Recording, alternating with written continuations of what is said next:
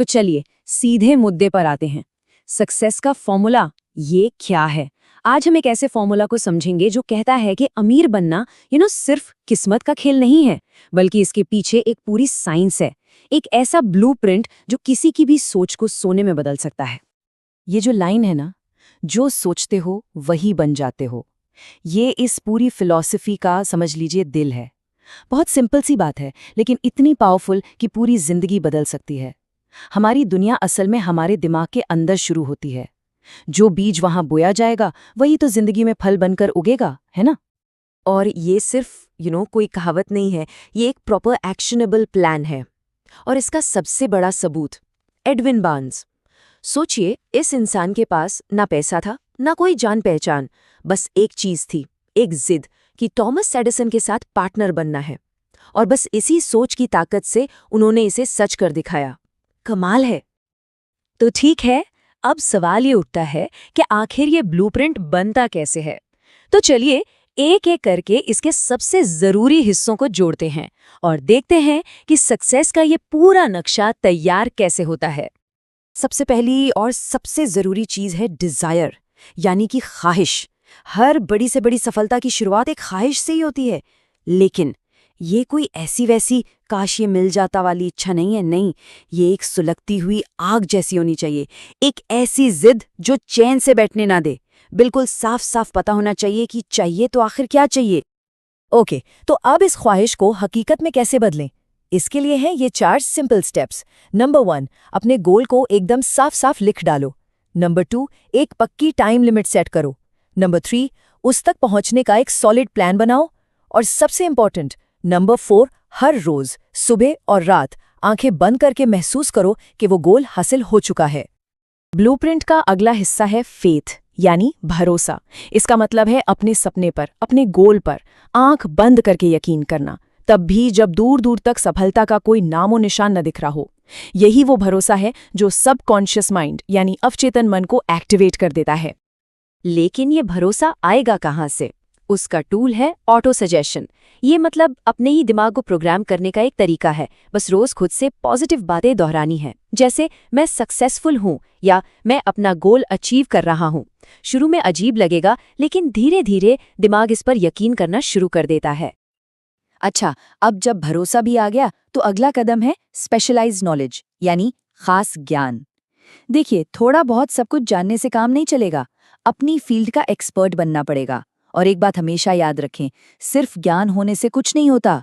असली ताकत तब आती है जब उस नॉलेज को इस्तेमाल किया जाता है, जब उसे एक्शन में बदला जाता है। इस ब्लूप्रिंट को पूरा करने के लिए 3 और चीजें हैं जो बहुत जरूरी हैं। एक, इमेजिनेशन। ये दिमाग की वो वर्कशॉप है जहां से नए नए आइडियाज निकलते हैं।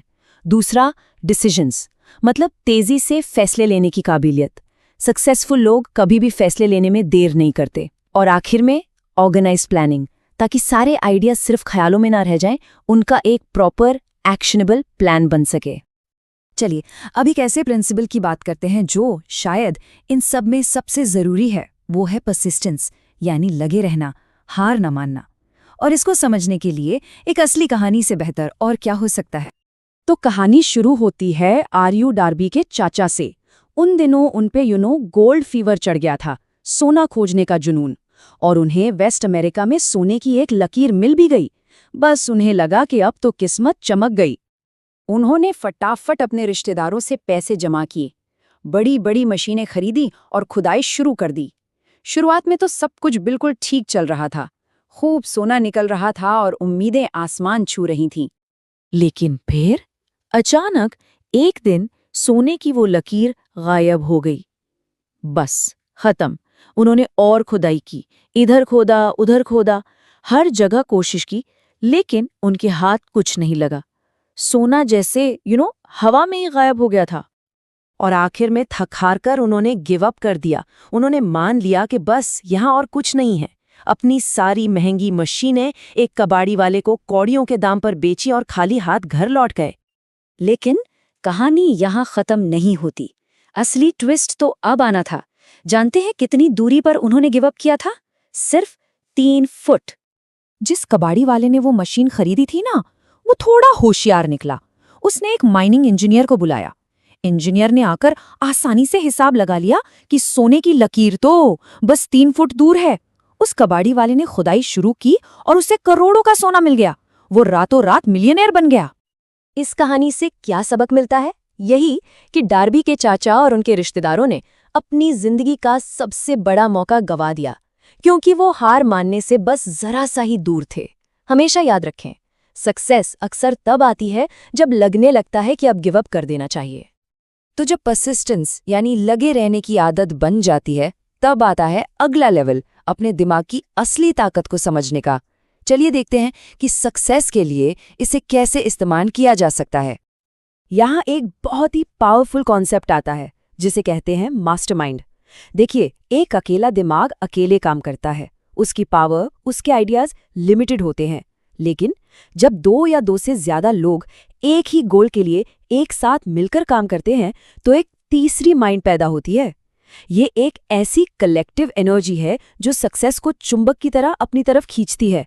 जरा सोचिए, Henry Ford, Thomas Edison, Harvey Firestone, ये सब एक मास्टरमाइंड ग्रुप का हिस्सा थे, एक दूसरे की ताकत को बढ़ा रहे थे। अपने दिमाग को ना एक ब्रॉडकास्टिंग स्टेशन की तरह समझो। जैसे एक रेडियो स्टेशन गाने ब्रॉडकास्ट करता है, वैसे ही हमारा दिमाग अपने विचारों को वाइब्रेशंस के रूप में पूरे यूनिवर्स में भेजता है। तो अगर सक्सेस, दौलत और पॉजिटिविटी के विचार ब्रॉडकास्ट किए जाएंगे, तो वैसे ही चीजें अट्रैक्ट होंगी। सिंपल है, नेगेटिव थॉट से नेगेटिव रिजल्ट्स ही मिलेंगे। तो हमने ब्लूप्रिंट बना लिया, परसिस्टेंस सीख ली और दिमाग की शक्ति को भी समझ लिया। लेकिन अब भी एक आखिरी दुश्मन बाकी है जिसे हर किसी को हराना पड़ता है, और वो है डर, फियर। ये हैं डर के वो 6 भूत जो हम सबको परेशान करते हैं। गरीबी का डर, आलोचना का डर कि लोग क्या कहेंगे, बीमारी का डर, प्यार खोने का डर, बुढ़ापे का डर और आखिर में मौत का डर। यही वो डर है जो हमारे फैसलों को कंट्रोल करते हैं, जो रिस्क लेने से रोकते हैं। इन पर जीत हासिल करना ही असली सेल्फ मास्टरी है। तो इस पूरी चर्चा का निचोड़ क्या है? बस इतना सा कि हमारे विचार ही हमारी हकीकत बनाते हैं। जब पॉजिटिव सोच, बिल्कुल साफ गोल और अटूट विश्वास के साथ एक्शन लिया जाता है, तो अमीर बनना तय है। और ये अमीरी सिर्फ पैसों की नहीं होती, बल्कि सोच की और मन की शांति की भी होती है। तो आखिर में एक सवाल खुद से जरूर पूछें, हर रोज, हर पल हमारे विचार हमारे लिए क्या बना रहे हैं? मौके या मजबूरियां, धन दौलत या गरीबी? फैसला हमारा अपना है,